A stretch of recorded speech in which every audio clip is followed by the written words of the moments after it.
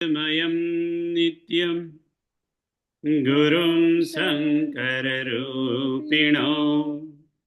यमाश्रितो हि वक्रोऽपि चन्द्रः सर्वत्र वन्द्यते। बन्धवगुरुपदकञ्ज कृपा सिन्धु नररूपहरि महामोहतमपुञ्ज जासु बचन रवि कर निकर जासु बचन रवि कर निकर। બધાને જય સિયારામ, પ્રણામ. માનસ હરિભજન આપણે વાત ચાલતી હતી. ગુણાગુણેશુ વર્તન્તે ઇતિ મત્વા ન સજ્જતે. ગુણો ગુણ પ્રમાણે કામ કરે એટલે એમાં ઉલઝવાની જરૂર નથી, ગીતા કે છે આપણને. એટલે એનો મતલબ કે આપણું જ્યારે શરીર તૈયાર થાય, આપણી ઇન્દ્રિયો તૈયાર થાય, મન બુદ્ધિ તૈયાર થાય, ત્યારે આપણામાં ભગવાને રજોગુણ, તમોગુણ અને સત્વગુણ જે પ્રમાણે આપણા એ નસીબમાં લખેલું હોય, આપણા કર્મો પ્રમાણે, એ પ્રમાણેનું આપણું શરીર બનાવેલું. હવે એ શરીર તો ઓલરેડી ભગવાને તૈયાર કરી દીધું. પછી એ શરીરના ગુણો પ્રમાણે આપણે વર્તીએ અથવા તો બીજું કોઈ વર્તે તો પછી એની પર આપણે ટીકા કરવાની શી જરૂર છે?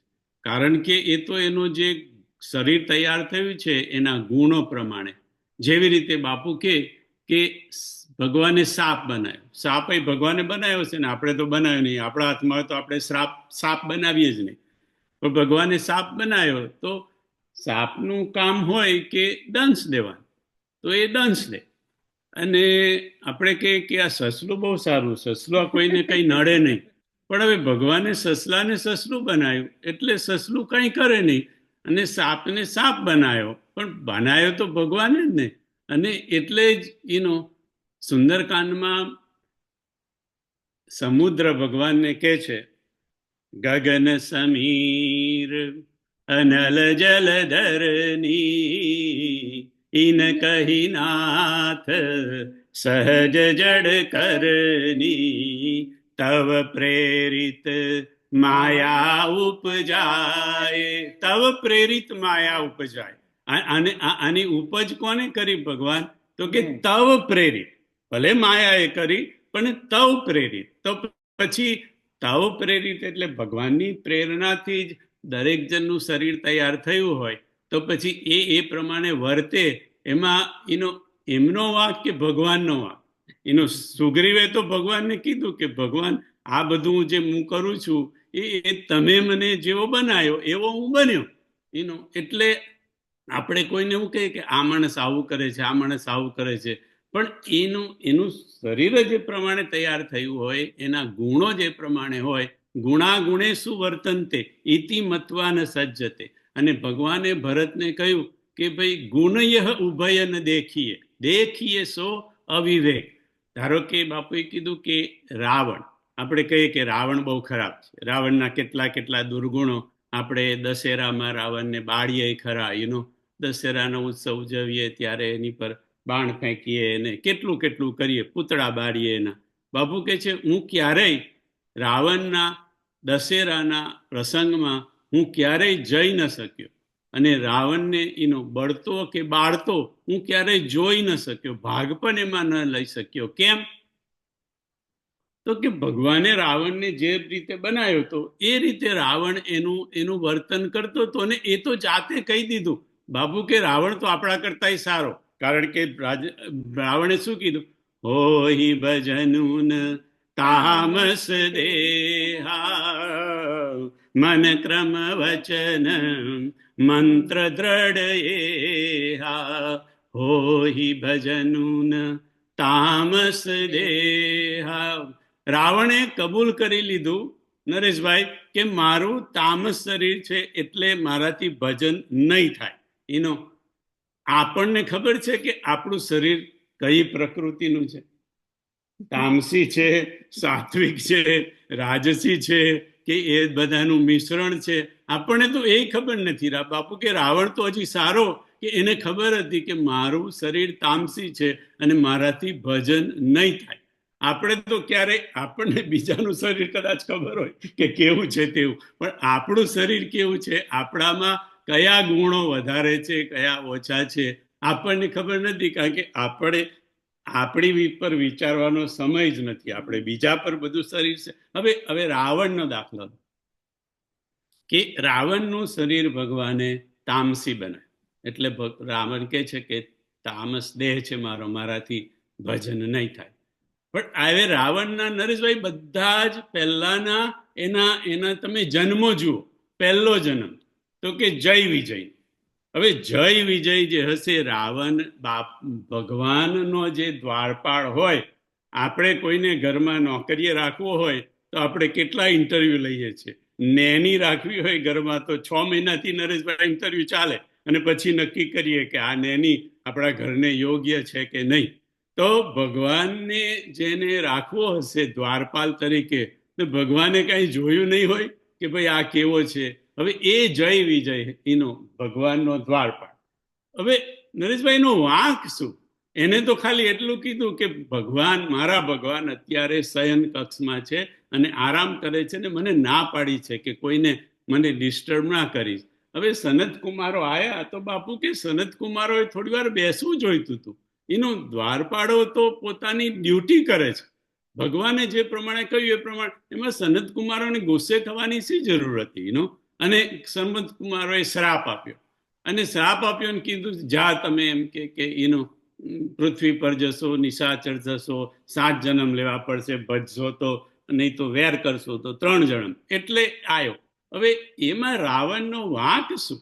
બીજું, રાવણ પ્રતાપ ભાનુ હતો, આપણે બધા જાણીએ. તો પ્રતાપ ભાનુની થોડીક ચોપાઈઓ મારે ગાવી છે નરેશભાઈ, કે પ્રતાપ ભાનુ કેવો હતો. આપણે બધા જ આનો પાઠ કરીએ છીએ. પ્રતાપ ભાનુએ કીધું, પ્રતાપ ભાનુ વિશે તુલસીદાસજીએ કીધું,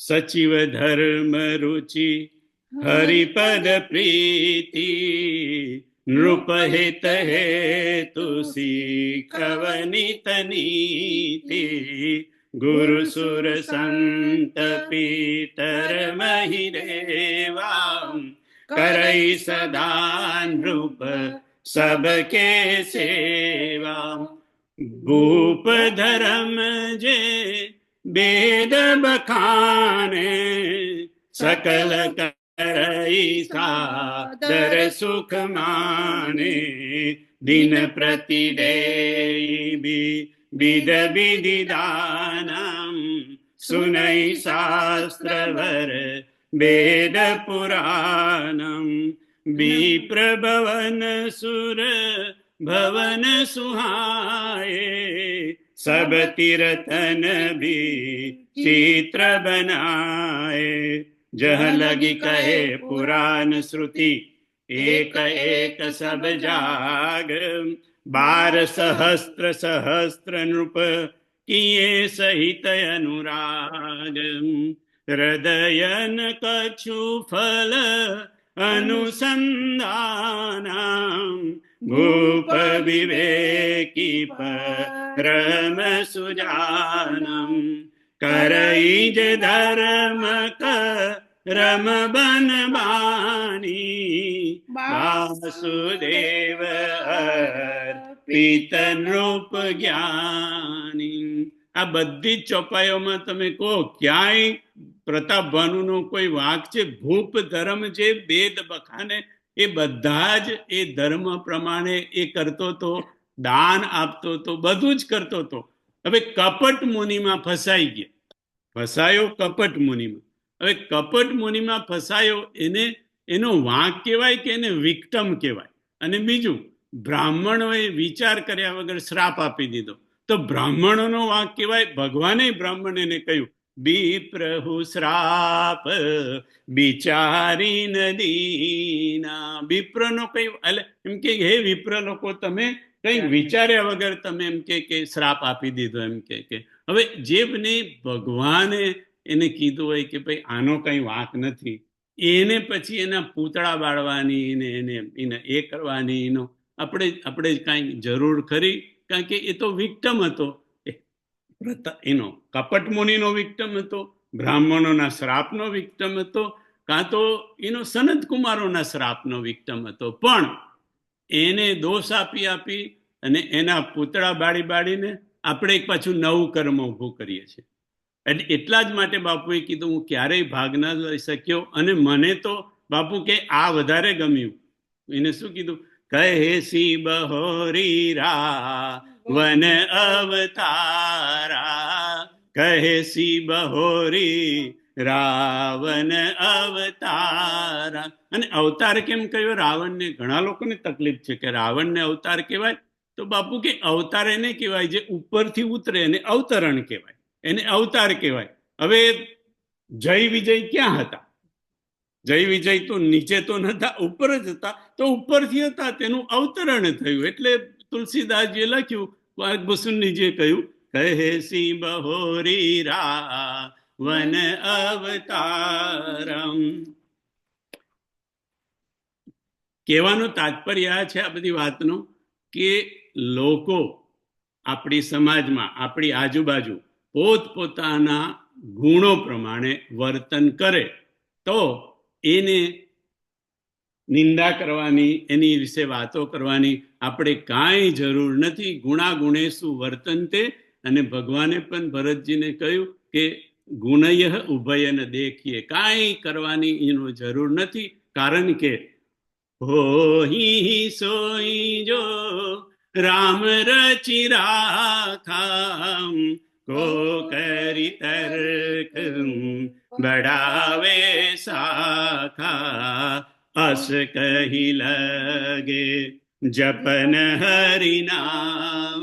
તો કરવું શું કે આપણે બધું તો ભગવાને કીધું એ પ્રમાણે થયા કરતું હોય બધું. હોય સોઈ જો રામ રચી રાખા.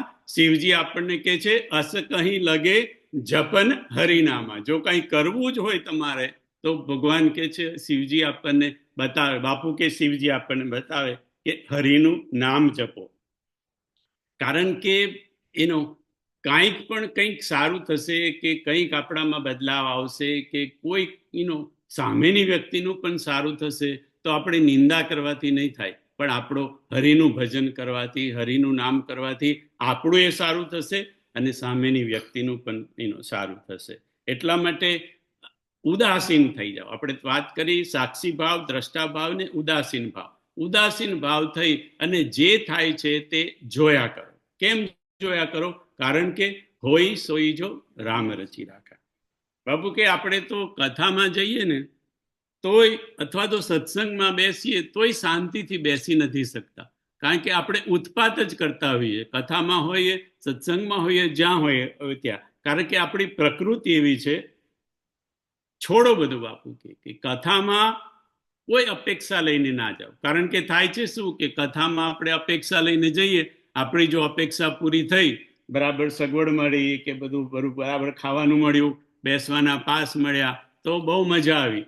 બાપુએ આપણને ક્યારેક બોલાવ્યા તો બહુ મજા આવી. જો આમાંનું કશું ના થયું તો કે જવા દો ને, ગયા પણ કંઈ બહુ મજા આવી નહીં. કારણ કે બાપુ કે અપેક્ષા લઈને ગયા હતા.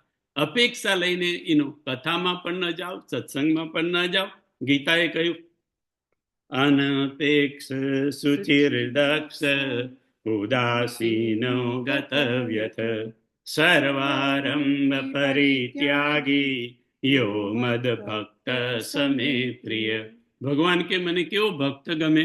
જ્ઞાની ભક્ત તો ગમે જ, પણ બધી ભક્તિ યોગમાં બધી જુદી જુદી વસ્તુ કીધી છે. અને એમાં એક છે અનપેક્ષ, કે ભગવાન જે મારી ભજન કરે, મારી ભક્તિ કરે, પણ કોઈ અપેક્ષા ના હોય, કોઈ ઈચ્છા ના હોય, કોઈ કામના ના હોય. માટે બધી અપેક્ષાઓ છોડો અને હરિ ભજો. ક્યાંક બાપુ કે ક્યાંક અવસર ના ચૂકી જઈએ આપણે બધા આ હરિ ભજવાનું.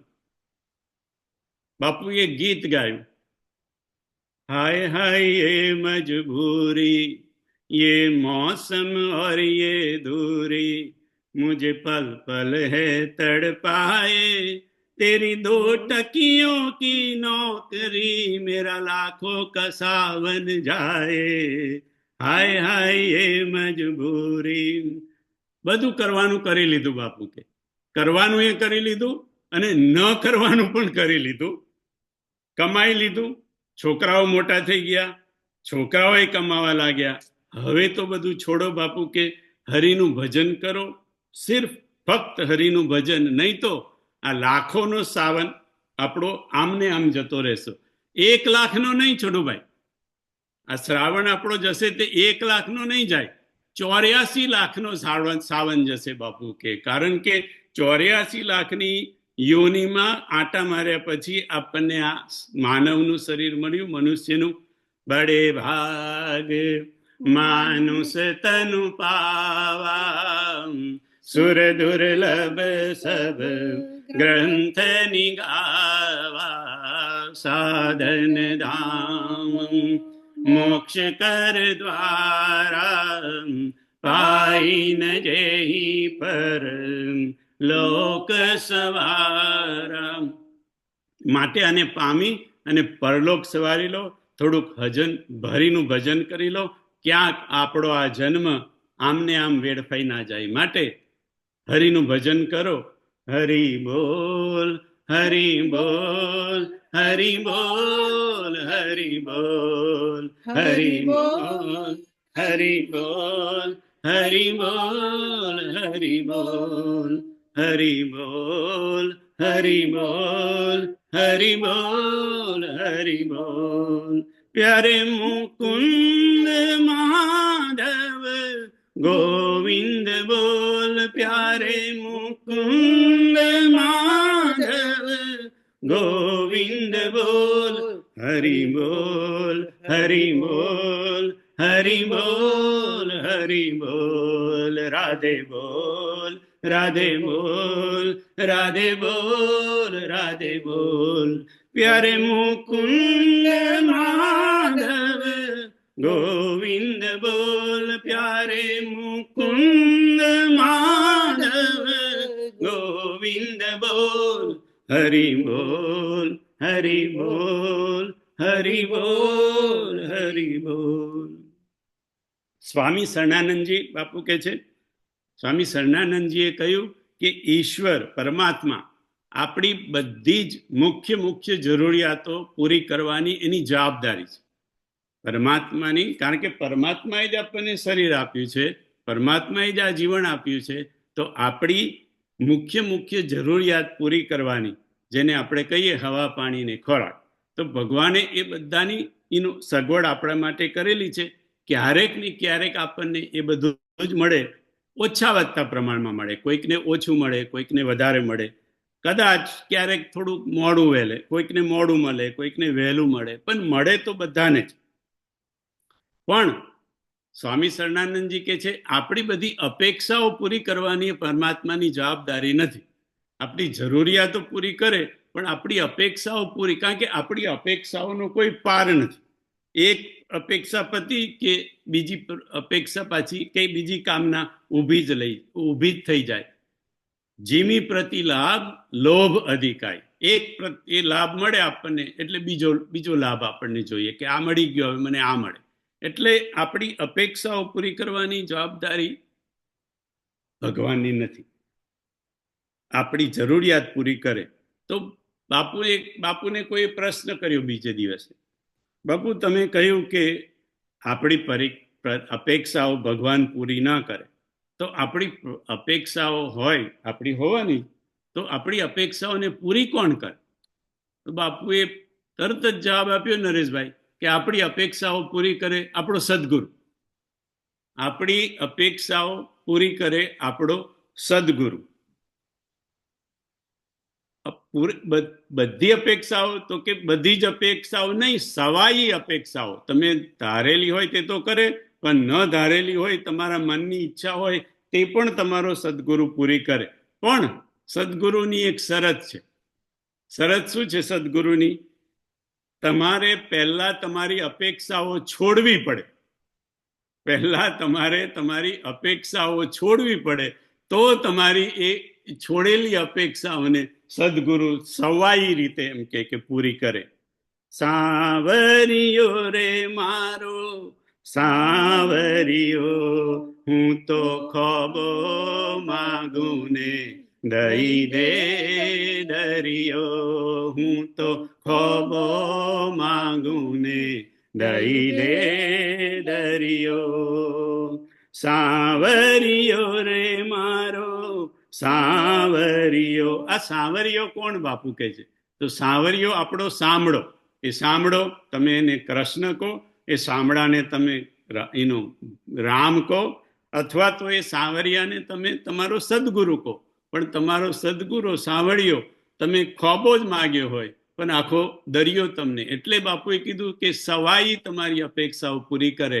પણ જો તમે અપેક્ષાઓ છોડો તો ભજન કરો, હરિનું નામ લો, પણ અનપેક્ષ એનો બધું છોડી, અપેક્ષાઓ છોડીને તો તમારા મનની અપેક્ષાઓ એ જાણી અને એ તમારે એમ કે પૂરી કરે. ભગવાનને તો આપણે એટલું કહેવાનું, જય હિ વિધિ પ્રભુ પ્રસન્ન મન હોહી, કરુણા સાગર કીજીએ સોઈ. જય હિ વિધિ પ્રભુ પ્રસન્ન મન હોહી, કરુણા સાગર કીજીએ સોઈ. બીજો એક પ્રશ્ન બાપુ પાસે આવ્યો કે બાપુ ચાલો તમે કહ્યું હરિભજન કરીએ, તો અમે હરિભજન કરવાનું નક્કી કર્યું, પણ હરિભજન કોનું કરીએ? ભજનીય કોણ? કોણ એવો ભજનીય છે?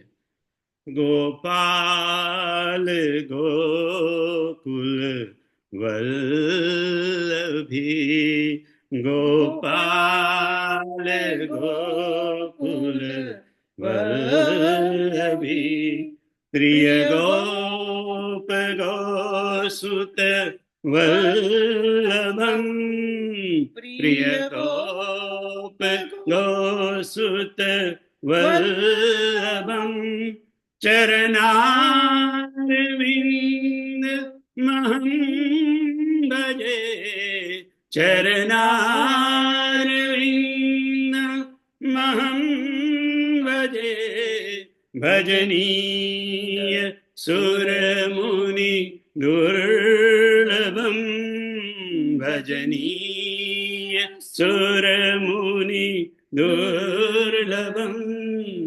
ગોપાલ ગોકુલ વલ્લભી. કોનું ભજન કરીએ? બાપુ કે છે ગોપાલ ગોકુળ, ગોપાળનું, કૃષ્ણનું ભજન કરો. રાધા કૃષ્ણ ભજનીય છે, સીતારામ ભજનીય છે, શિવ પાર્વતી ભજનીય છે, અને આપણા સદગુરુ ભજનીય છે. આ સિવાય પણ તમારી જે કોઈ બ્રહ્મમાં રુચિ હોય બાપુ કહે છે એ બધા જ ભજનીય છે. કારણ કે આ બધા દેખાવમાં જુદા લાગે છે પણ અસલમાં બધા એક જ છે. એને તમે રામ કહો, કૃષ્ણ કહો, શિવ કહો, અથવા તો સદગુરુ કહો, આ બધા તત્વત એક જ છે. અને ભજન કહો કે ભક્તિ કહો, બંને તત્વત એક છે. ભજન અને ભક્તિ લાગે છે બે, એનો શબ્દ બે જુદા છે, ભલે શબ્દો જુદા છે, પણ તત્વત બંને એક છે. કેવી રીતે?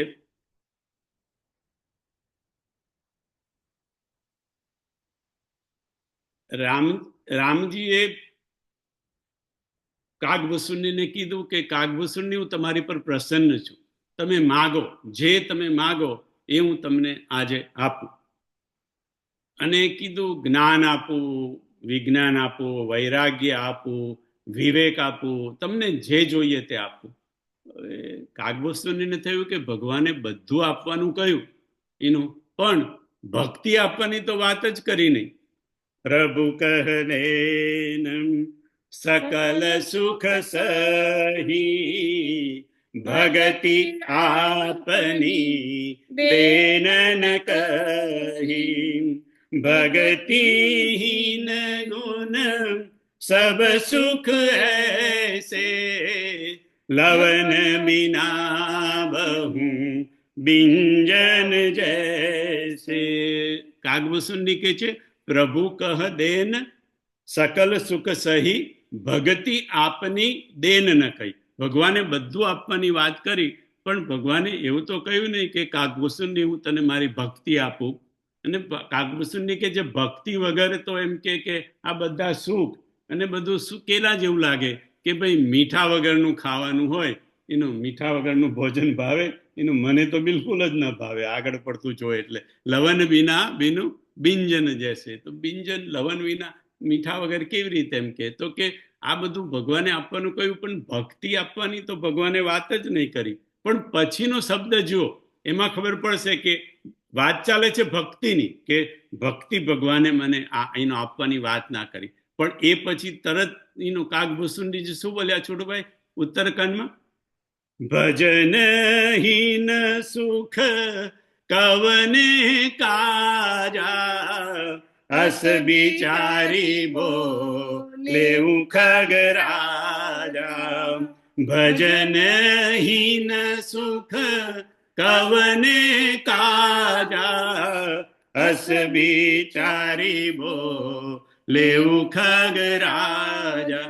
વાત તો ભક્તિની ચાલતી હતી કે ભક્તિ વગર આ બધું ખાવાનું કેવી રીતે, એમ કે ભક્તિ વગરનું તો એમ કે બધું સુખ કેવી રીતે.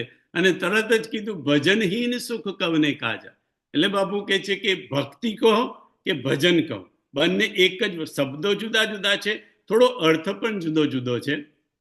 ભક્તિ એ સ્ત્રીવાચક શબ્દ છે, ભક્તિ કેવી, અને ભજન એ પુરુષવાચક શબ્દ છે. પણ પુરુષ ને સ્ત્રીમાં કોઈ ભેદ નથી. કેવી રીતે ભેદ નથી?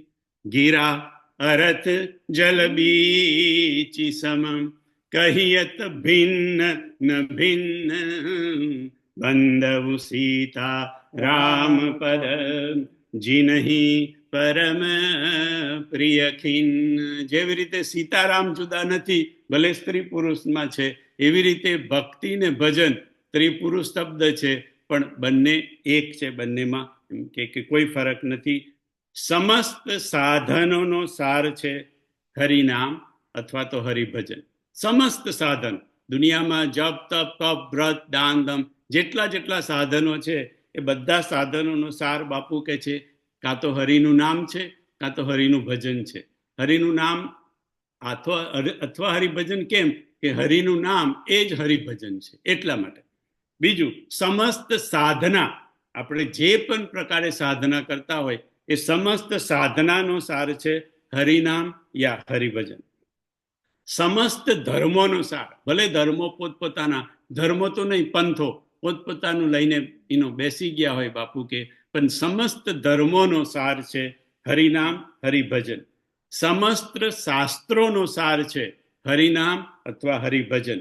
સમસ્ત વેદોનો પુરાણોનો સાર છે હરિનામ હરિભજન. આખા રામચરિત માનસનો સાર છે હરિનામ હરિભજન. એહી મહ રઘુપતિ નામ ઉદાર, અતિ પાવન પુરાણ શ્રુતિ સારમ. માટે રામચરિત માનસનો સાર છે હરિભજન હરિનામ. કથાનો સાર છે હરિનામ હરિભજન. સત્સંગનો સાર છે હરિનું નામ અથવા તો હરિભજન. એટલા માટે બાપુ કે છે હરિ બોલ હરિ બોલ હરિ બોલ હરિ બોલ હરિ બોલ હરિ બોલ હરિ બોલ હરિ બોલ. પ્યારે મુકુંદ માધવ ગોવિંદ બોલ, પ્યારે મુકુંદ માધવ ગોવિંદ બોલ. હરિ બોલ હરિ બોલ હરિ બોલ હરિ બોલ હરિ બોલ હરિ બોલ હરિ બોલ હરિ બોલ. ભજનનો માર્ગ એટલે કયો માર્ગ? તો બાપુ કે છે ભજન માર્ગ એટલે આપણે જ્યાંથી નીકળ્યા ત્યાં પાછું જવું, પ્રત્યાહાર કરવો, એનું નામ હરિભજનનો માર્ગ. જ્યાંથી નીકળ્યા ત્યાંથી પાછું જવું. જ્ઞાનનો માર્ગ કે છે ગીતામાં યદ ગત્વા ન નિવર્તન્તે. યદ ગત્વા, જ્યાં જઈ અને પછી પાછું ફરવાનું નથી. પણ બાપુ કે એ જ્ઞાન માર્ગ છે કે જ્યાં ગયા પછી પાછું ફરવાનું નથી. ભજનનો માર્ગ છે કે જ્યાં છે ત્યાંથી પાછું ફરવાનું છે, પ્રત્યાહાર કરવાનો છે. આ अब लौट चले, આ અબ લોટ ચલે, ક્યાં કે જ્યાંથી નીકળ્યા ત્યાં પાછા આપણે લોટ જઈએ, ફરી મૂળ તરફ પાછા જઈએ. જાનકી પૃથ્વીમાંથી નીકળી અને પૃથ્વીમાં પાછી સમાઈ ગઈ. જાનકી ક્યાંથી નીકળી? પૃથ્વીમાં. સમાઈ ક્યાં ગઈ? પાછી પૃથ્વીમાં. આત્મા ક્યાંથી નીકળ્યો? પરમાત્મામાં માંથી. અને ક્યાં પાછો જઈ જવાનો? પરમાત્મામાં જવાનું. પણ આજે આત્માનો પરમાત્મામાં પાછી જવાની જે પ્રત્યાહારની ક્રિયા છે, એમાં ભળી જવાનું તો પરમાત્મામાં જ, પણ આત્મા જ્યાં સુધી શુદ્ધ ન થાય ત્યાં સુધી એ ભળી ન શકે. એટલે આત્માને પહેલા શુદ્ધ થવું પડે. જી આપણે બધાને. એટલે અને શુદ્ધ કેવી રીતે થવાય? તો કે ભજન કરવું. ભજન સિવાય, હરિનામ સિવાય બીજો કોઈ ઉપાય નથી. તમે ગમે એટલી બીજી બધી સાધનો કરો, પણ આપણે કહ્યું દરેક સાધનોનો સાર છે હરિનું નામ કે હરિભજન. એટલે હરિભજન અને હરિના નામથી જ આપણે શુદ્ધ થઈ શકીએ. તો પ્રત્યાહાર કરી અને પાછા પરમાત્મામાંથી નીકળેલો આત્મા પાછો પરમાત્મામાં પાછો જઈ શકીએ. કારણ કે શુદ્ધ ન થઈએ ત્યાં સુધી, મોહ અને માયાથી મુક્ત ન થઈએ ત્યાં સુધી આપણે લપટાયેલા કહીએ. ભૂમિ પરત ભા ડાબર પાની, જનુ જીવહી માયા લપટાની. જ્યાં સુધી મોહ અને માયામાં આપણે લપટાયેલા છે ત્યાં સુધી પાછા પરમાત્મામાં ભળી ન શકીએ. મોહ અને માયા એટલે બધા વિકારો છૂટે તો આપણે પરમાત્મામાં જઈ શકીએ. પણ મોહ ને વિકારો આપણા માયાને બધા છૂટે ક્યારે? હરિનું ભજન કરીએ ત્યારે, હરિનું નામ લઈએ ત્યારે. એટલે ભજન કરતા કરતા આપણે પ્રત્યાહાર કરવાનો, ધીરે ધીરે ધીરે પાછો ફરવાનું. બાપુ એવું કીધું નરેશભાઈ કે જે લોકોએ ભગવાનનું ખૂબ ભજન કર્યું છે એ લોકો ધીરે ધીરે ધીરે એમનો પ્રત્યાહારની પ્રક્રિયા શરૂ થઈ છે. અને કેવી રીતે પ્રત્યાહાર?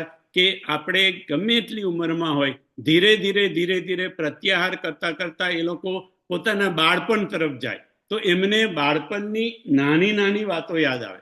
આપણને કોઈ પૂછે બાળપણમાં બાપુએ શું કીધું હતું, માએ શું કીધું હતું, તો આપણને એકેય વસ્તુ યાદ નથી.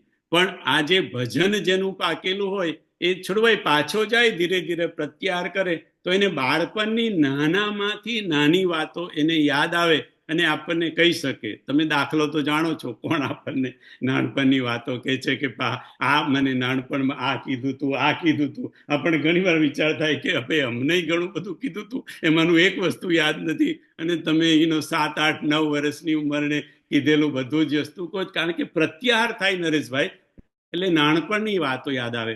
પણ તમારું ભજન વધારે પાકે અને તમારો પ્રત્યાહાર પાછો વધારે ને વધારે જાય તો તમને ગર્ભની વાતો યાદ આવે. ગર્ભમાં જે ભગવાનને આપણે વાયદા કર્યા હોય છોડુભાઈ, એ ગર્ભના વાયદા યાદ આવે કે ઓ ગર્ભમાં મેં તો આવું કીધું તું, ભગવાનને આવું કીધું તું એમ કે. પછી બાપુ કે એનાથી એ વધારે જેનો પ્રત્યાહાર થાય એને પૂર્વજન્મની યાદ આવે કે હું પૂર્વજન્મમાં આ હતો, પૂર્વજન્મમાં મેં એ કર્યું હતું. અને એટલા માટે બાપુએ લાંબી કથા છે પણ બુદ્ધની કથા કીધી હતી કે બુદ્ધને પોતાનો પૂર્વજન્મ યાદ હતો. અને બુદ્ધની વાત તો આપણે નથી જવું, પણ રામચરિતમાનસ જે આપણે બધા જેનો પાઠ કરીએ છીએ, રામચરિતમાનસના ભૂસુંડીને જ દાખલો લો ને આપણે. સુની તવ પ્રશ્ન સપ્રેમ સુહાઈ, बहुत जन्म के सुधी मोही आई, सुनी तव प्रश्न सप्रेम सुहाई, बहुत जन्म के सुधी मोही आई.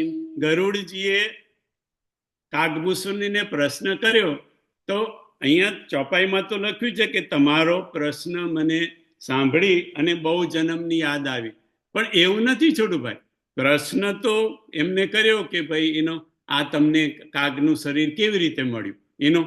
પણ જેવો એમને પ્રશ્ન કર્યો એટલે એમને જે સ્મૃતિ પડેલી હતી એ બધી સ્મૃતિ યાદ આવી. અને કેમ યાદ આવી?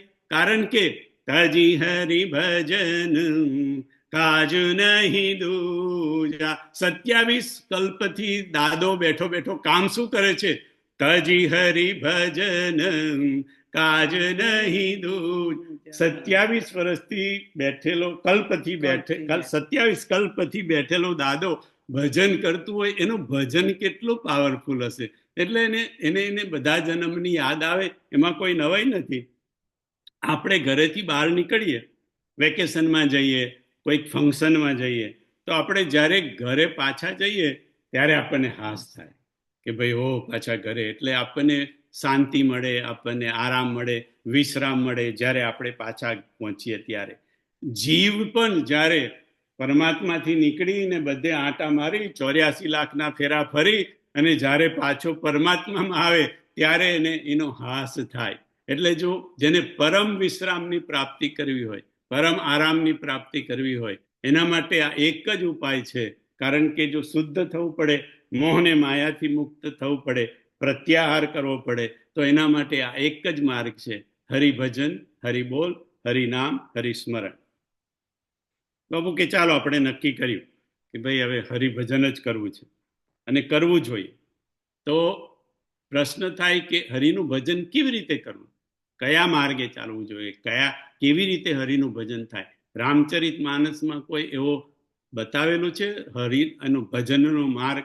ભજનની વાત તો બહુ કરી, ઉત્તરકાંડમાં લગભગ 15-16 વાર લગભગ હરિભજન શબ્દ છે, પણ હરિભજનનો માર્ગ એનો બતાવેલો છે ઉત્તરકાંડમાં કાગભૂષુંડીજી આપણને કે રામચરિત માનસમાં, ગમે ત્યારે.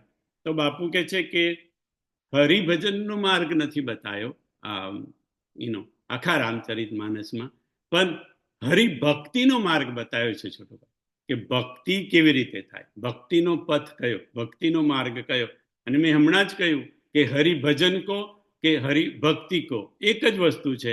એટલે હરિભક્તિનો જે માર્ગ બતાવેલો છે બાપુ કે એ તમે પકડી લો એટલે તમને ભક્તિનો ભજનનો માર્ગ મળી જાય. ભક્તિની કઈ રીત ભગવાને બતાવી છે?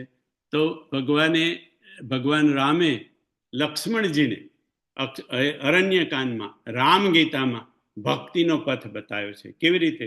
ભક્તિ કી સાધન કહે હું બખાની, સુગમ પંત મોહી પાવહી પ્રાણી, પ્રથમ હિ વિપ્ર ચરણ અતિ પ્રીતિ, નિજ નિજ ધર્મની રત શ્રુતિ રીતિ.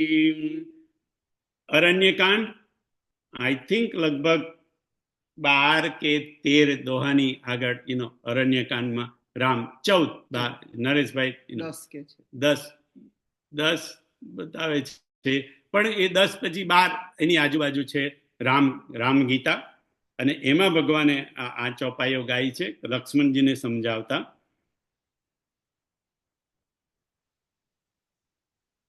ભક્તિ કી સાધન કહે હું બખાની, સુગમ પંત મોહી પાવહી પ્રાણી, પ્રથમ હિ વિપ્ર ચરણ અતિ પ્રીતિ, નિજ નિજ ધર્મની રત શ્રુતિ રીતિ. ભક્તિ કી સાધન કહે હું બખાની, અથવા તો તમે એવું પણ ગાઈ શકો, ભજન કે સાધન કહે હું બખાની, સુગમ પંથ મોહી પાવહી પ્રાણી. ક્યાં સુગમ પંથ છે એમાં શું કરવાનું? પ્રથમ હિ વિપ્ર ચરણ અતિ પ્રીતિ. પહેલા બ્રાહ્મણના ચરણોમાં. બ્રાહ્મણ એટલે બાપુ કે અહીંયા બ્રાહ્મણ એટલે ખાલી જાતિનો બ્રાહ્મણ નહીં, બ્રાહ્મણ એટલે વિપ્ર. અહીંયા વિપ્ર શબ્દ છે.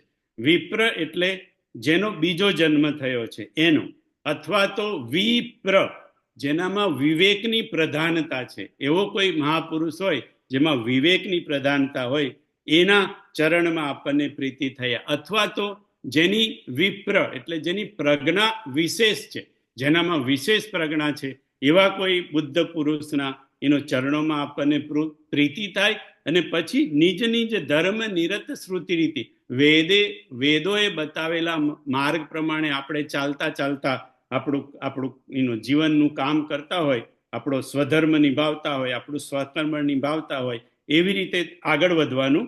પછી એહી કર ફલ પુની વિષય વિરાગા તબ મમ ધર્મ ઉપજ અનુરાગા. એહી કર ફલ પુની વિષય આવો કરતા કરતા ધીરે ધીરે વિષયોમાંથી આપણને વૈરાગ્ય આવવા માંડે અને પછી આપણને ભગવાનના ધર્મમાં અનુરાગ પ્રેમ થાય.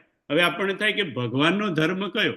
આપણને જ ખબર છે આપણો હિન્દુ ધર્મ, પણ ભગવાનનો ધર્મ કયો? તો બાપુ કે ભગવાનનો ધર્મ એટલે ભાગવત ધર્મ, શાશ્વત ધર્મ, અથવા તો સંતો એના જુદા જુદા અર્થ કર્યા. એને તમે સનાતન ધર્મ કહો, શાશ્વત ધર્મ કહો, ભાગવત ધર્મ કહો, અથવા તો બાપુ કે બીજો એક અર્થ છે સૂક્ષ્મ ધર્મ.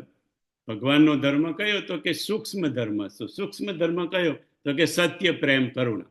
આ માર્ગે તમે પકડી લો કે ભાઈ એહી કર ફલ પુની વિષય વિરાગા તબ મમ ધર્મ ઉપજ અનુરાગા. પછી આગળ કીધું શ્રવણાધિક નવ ભક્તિ દ્રઢાહી મમ લીલારતિ અતિ મન માહી.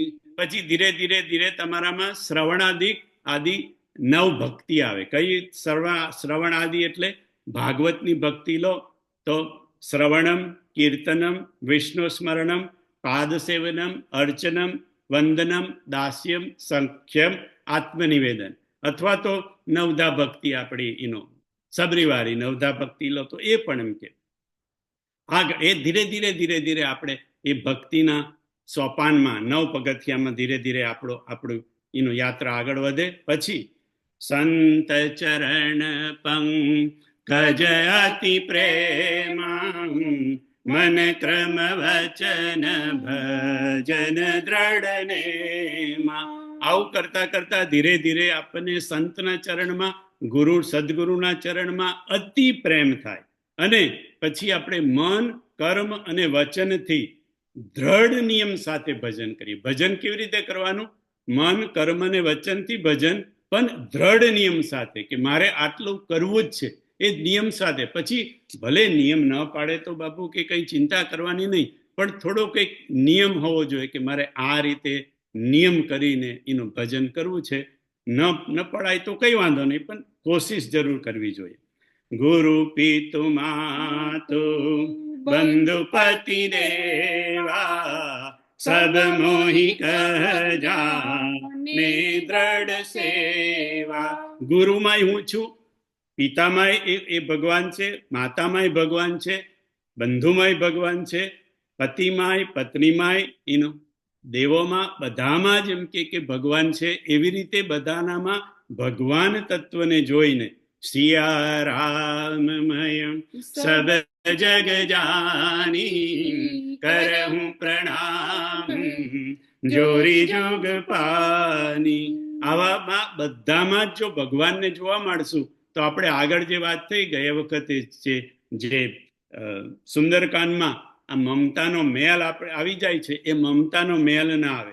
જનની જનક બંધુ સુતદારામ તનુ ધનુ ભવન સુહદ પરિવારામ સબકે મમતા કાગ બટોરી મમ પદ મનહી બાંધ ભરી ડોરી.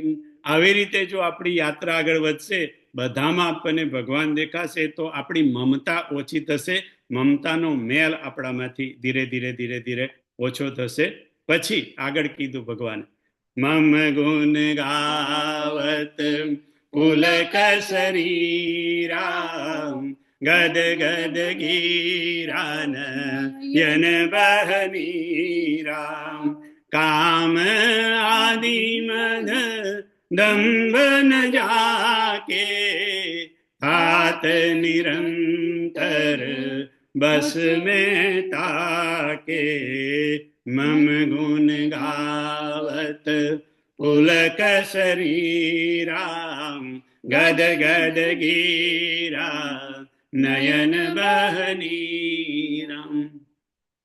આ ઘણા લોકોને ઉષા ભાભી હોય, નીતિન હોય, મીના હોય, ઘણા બધા છે.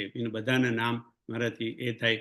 આ બધાને કથામાં જોઉં ને છોટુભાઈ, તો મને હંમેશા થોડીક ઈર્ષા આવે, બહુ નહીં, કારણ કે આ બધા આપણા પાત્રો છે. થોડીક કે આવી સ્થિતિ મારી ક્યારે આવશે. મમ ગુણ ગાવત પુલક શરીરા ગદ ગદ ગીરા નયન બહનીરા. કથામાં જયારે બધા ભાવમાં ડૂબી ગયા હોય ત્યારે આ દશા થાય. એવી મમ ગુણ ગાવત પુલક શરીરા, શરીર પુલકિત થઈ જાય.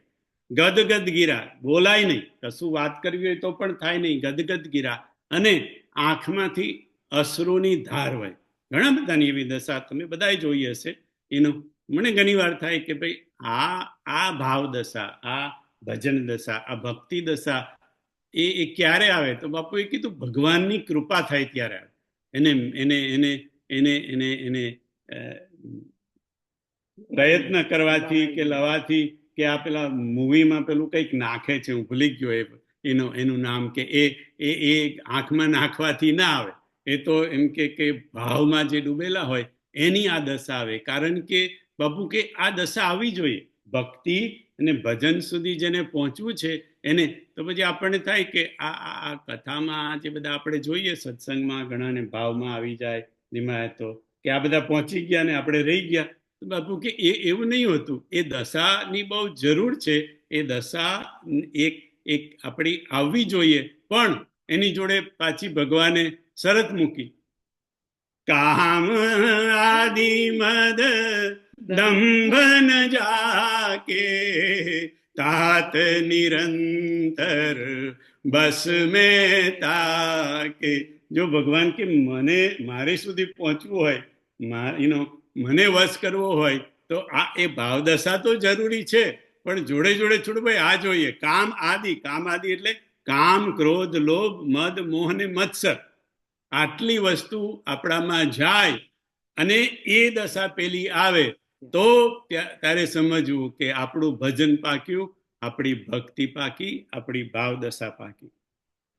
વચન કર્મ મન મોરી ગતિ ભજન કરહી નિષ્કામ. જેની વચન, મન અને કર્મથી મારી તરફ ગતિ હોય, પણ ભજનું કરહી નિષ્કામ. ફરી આવ્યું અપેક્ષાવાળું કે ભજન કરવું પણ કેવી રીતે? નિષ્કામ ભાવથી. આપણે ભજન કરીએ, ભક્તિ કરીએ, ભગવાનની તાજે પૂજા પાઠ કરીએ, પણ જોડે કહેતા જઈએ કે મારા છોકરાને નોકરી અપાઈ દેજો, મારી દીકરીને સારી રીતે લગ્ન કરાવી દેજો. આપણે કોઈને કોઈ માગ તો અંદર આવી જ જાય. એટલે કીધું કે વચન કર્મ મન મોરી ગતિ ભજન કરહી નિષ્કામ તિનકે હૃદય કમલ મહુ કરહું સદા વિશ્રામ. આવી રીતે જે ભજનના પથ પર જાય, ભક્તિના પથ પર જાય, ભગવાન કે એ તાત, હે લક્ષ્મણ, હું એના હૃદય કમળમાં સદા વિશ્રામ કરું છું. ભગવાન વિશ્રામ તો કરે, પણ સદા વિશ્રામ કરું છું. ભજન હંમેશા નિષ્કામ ભાવથી, કોઈ કામના વગર, ઈચ્છા વગર, અપેક્ષા વગર કરવું. તો આ એક માર્ગ છે ભજનનો, જે રામે અરણ્યકાંડમાં લક્ષ્મણજીને કહ્યો. આમ તો ભક્તિનો માર્ગ કહ્યો, પણ બાપુ કે ભક્તિ અને ભજન એ બંનેનું એક જ છે માર્ગ જવાનો. અને આવું જ એક પદ આ કથામાં બાપુએ વિનય પત્રિકાની બહુ વાત કરી. નરેશભાઈ, મને એવું લાગે છે કે આ ભજન માટે વિનય પત્રિકા બહુ જરૂરી હશે, કારણ કે વિનય પત્રિકાના પદો વારે આવે છે. આ એક રસ્તો રામે બતાવ્યો, બીજો વિનય પત્રિકામાં તુલસીજીએ આપણને બતાવ્યો. વીર મહા અવરાધીએ સાધે સિદ્ધિ હોય, સકલ કામ પૂરન કરે, જાને સબ કોઈ. બેગી વિલંબન કીજીએ, लीजिए उपदेश, बीज महामंत्र जपिए सोई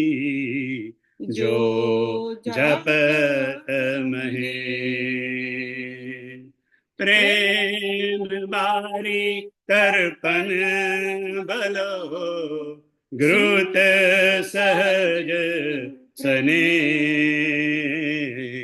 સંશય સમીદ અગ્નિ ક્ષમા મમતા બલિ રે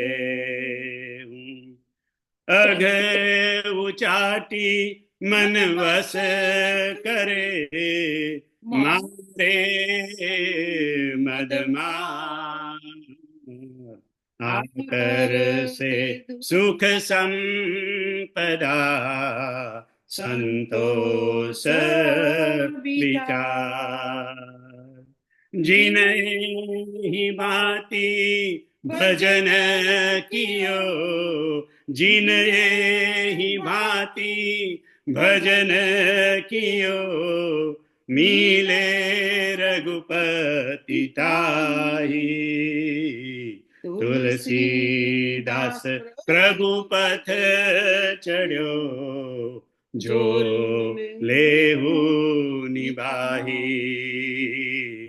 तुलसीदास प्रभु पथ चढ़ो जो लेहु निभाही बीर महा अवराधीए साधे सिद्धि होय सकल काम पूरन करे जाने सब कोई तुलसीदास जी विनय पत्रिकाना 108 पदमा कहे छे वीर महा એટલે મહાવીર મહાવીર એટલે આપણે યુઝ્યુઅલી એવું સમજીએ હનુમાન પણ બાપુ કે મહાવીર એ ભગવાનનું પણ રામનું પણ એક નામ છે મહાવીર વીર મહા અવરાધીએ વીર મહાવીર રામને અવરાધો સાધે સિદ્ધિ હોય ભગવાનને સાધવાથી બધી આપણી સિદ્ધિ મળે આપણને સકલ કામ પૂરણ કરે બધા જ કામ આપણા બધી જ ઈચ્છાઓ એ પૂરી કરે જાને સબ કોઈ આમ તો બધાને ખબર છે છતાંય કે આપણાથી ભજન થતું નથી બેગી બિલંબ ન કીજીએ લીજીએ ઉપદેશ તમે જલ્દી કરો આ ઉપદેશ લઈ લો જે ઉપદેશ મને શિવજીએ આપ્યો છે એ ઉપદેશ હું તમને આપું છું તુલસીદાસજી કહે છે બેગી બિલંબ ન કીજીએ તમે વિલંબ ન કરો આ ઉપદેશ લઈ લો મારો શિવજીનો આપેલો બીજ મહામંત્ર જપીએ બીજ મહામંત્ર એટલે મહામંત્ર જોઈ જપત મહેસુ કાશી મુકુતિ હેતુ ઉપદેશુ બીજ મહામંત્ર જપીએ સોઈ જો જપત મહેશ જે શિવજી જપે છે એ મહામંત્રને બીજ મંત્રને રામ મંત્રને તમે જપો એવું તુલસીદાસજી આપણને વિનય પત્રિકામાં 108 પદમાં કહે છે એ વિનય પત્રિકાનું ગાન આપણે આવતા ગુરુવારે કરીશું બધાને જય સિયારામ પ્રણામ